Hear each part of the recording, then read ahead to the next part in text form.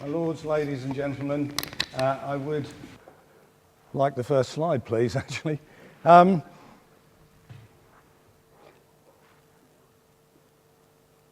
Okay. It was a great honour to receive this award last year and to come back and to deliver the memorial lecture. Colin the Stag sat in front of my desk to remind me for the whole year until I had to return him last month. I've been given this title by the organisation, Advances in Farriery During My Career, which equates to, since I've had a 46-year career, about 20 seconds every year. But I'm going to slightly make it more difficult than that because I'm going to look at history, because that puts in perspective why we shoe horses. Farrier training, I will look at advancements, and hopefully there'll be a little bit of time to look at the future. This is a shoe found, a horseshoe found about 8 miles from where I live. It's a Romano-British or Romano-Celtic, if you want to call it that. Can't be dated any more specifically, so somewhere between AD 45 and AD 400. You can see quite clearly that it is a shoe, a horseshoe, easily recognisable. The nail holes have rusted out, so it isn't that big. It's for a pony because it's only about 3.5 inches across, but it fulfills the primary function of a horseshoe, to reduce wear to the hoof, to protect the hoof from wear. But it does have a secondary reason, and you heard earlier Rachel Murray talking about slip, and you can see it has 2 corkins there. It has projections on that shoe. I like to think Queen Boudica, that came off one of her ponies pulling her chariot. This shoe was given to me by the National Stud in Newmarket, which in the mid-17th century would have been part of Newmarket Heath. And on this one, I like to think that it came off Old Rowley, which was Charles II's horse, while he was galloping about the heath. The branches of this shoe are the same width. It's just because the photograph's from an oblique angle. But you can see also it has projections on the heel, corkins, which comes from the Latin calyx for heel, to reduce slippage. It's also very broad and therefore offers a lot of protection from excessive wear to the foot. You might like to think on the fact that we had a king who was named after his stallion, or had his nickname named after his stallion, but I'll pass on that one. So now we jump forward another few hundred years to a horseshoe that was given to my aunt in Durham from a pit farrier who shod pit ponies in the mines in 1952 on finding out that she had 4 brother-in-laws who were farriers. It's a hind shoe, but it's made of copper because we used copper in mines and munitions factories so as not to produce a spark. And again, you can see that there are projections at the heel to give grip, to prevent slide. The additional thing, of course, that a horseshoe does is that it offers purchase. So in other words, the thing that you're all interested in athletic horses, or even horses pulling a carriage, is that they are able to propel themselves forward, whether it's over a jump or down a racecourse or to pull a load. And we often miss that fact with shoes, that they do offer increased purchase. So if you want your horse to perform better, then you need it shod. Historically, we have here St. Eloi. Although it's a picture from the mid-17th century, he did exist in northern France, and he is renowned because a horse that was difficult to shoe, he removed its leg, put the shoe on, and then put the leg back on, a skill that has sadly been lost to us. St. Dunstan here really did exist, but he was a farrier, and it is said that he nailed a red-hot shoe to the foot of the devil, and which is why the devil will not pass under a shoe, a door with a shoe with that shoe the correct way up. I'm sorry about modern myth that's continually putting them the wrong way round. St Dunstan, who did exist, went on to become the Archbishop of Canterbury. Now, there's two things about that. I have my doubts about these stories, but the point I'm making is that such importance was Farriery that these people gained credit for telling these stories about themselves as farriers. I would have to say as well, the nice thing is, because I know there's more vets than farriers here, not a lot of vets yet have become saints, have they? All right? Although I do sometimes think that Saint Pat, has a sort of ring to it. All right, so that's just to show how important Farriery was, and I think still is for the same or slightly altered reasons. So what about Farriery training? Well, I had an apprenticeship of 11 months in a forge in Newmarket. Those of you that have ever headed up to the Animal Health Trust will go up the Berry Road, and the forge was just before the traffic lights on the right there, because my father believed all my school reports. And so I was sent in exile there for 11 months. Once I proved that I had some use, I went with him for 3 months, and that was it. I then was given the second biggest racing yard in Newmarket at the age of 17 to shoe. We don't quite do that with our young farriers now, and they have a training period of 4 years, which is actually rather more appropriate. There was a great book out a few years ago called Outliers, which said that to master any skill, you need 10,000 hours, and you can do the mathematics yourself on what 4 years gives you. Our qualified farriers now, our newly qualified ones, it's obligatory that they undertake continual professional development, and it's mandatory for those that train apprentices, quite rightly. And of course there will be a tipping point in, 5 or 10 years when all of us will have to undertake continual professional development. So that's a very good improvement in the way we view ourselves and what we expect from our farriers. And the argument, well, if it's been done that way for 2,000 years, we will have a look at certain issues which are more up to date, and it doesn't necessarily mean it's always been done well for the last 2,000 years.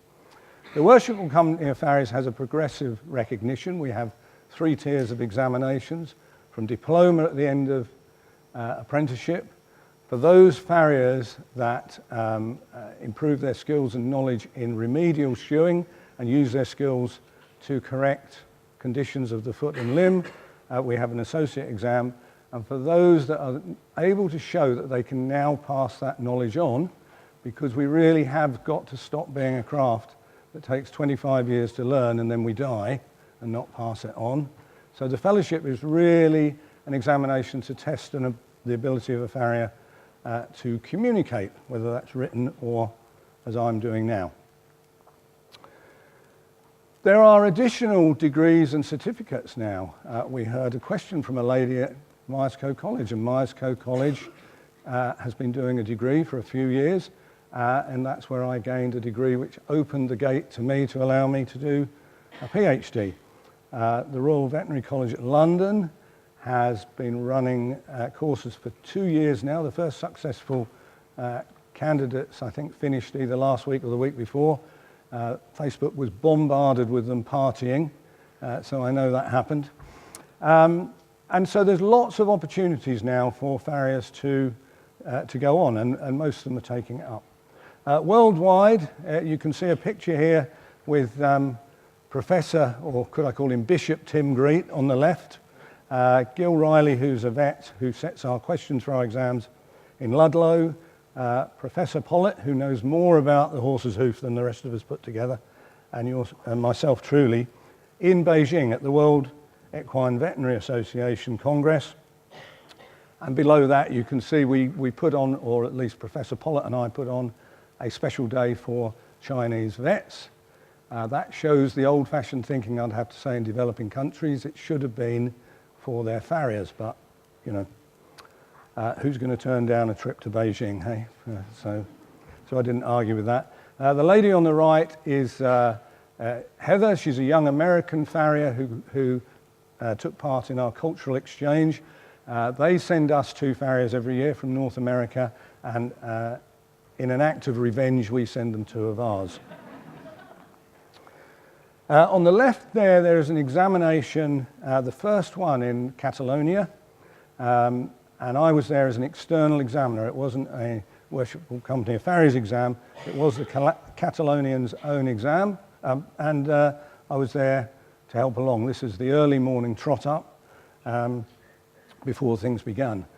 But we have also ran examinations in South Africa, and that was last year for the first time, in Australia, in America, Denmark last year, and possibly in Sweden this year. So we've had a great expansion of our exams, and the reason for that is our exams are recognised worldwide. And most of these farriers, this is not part of any regulation. They're doing this from a voluntary point of view because A, they admire our exams, and usually to learn something, you need a target to aim at. So all that's very good. So just as the horse world has become very international, so our exams have, and so have farriers. They travel an awful lot now.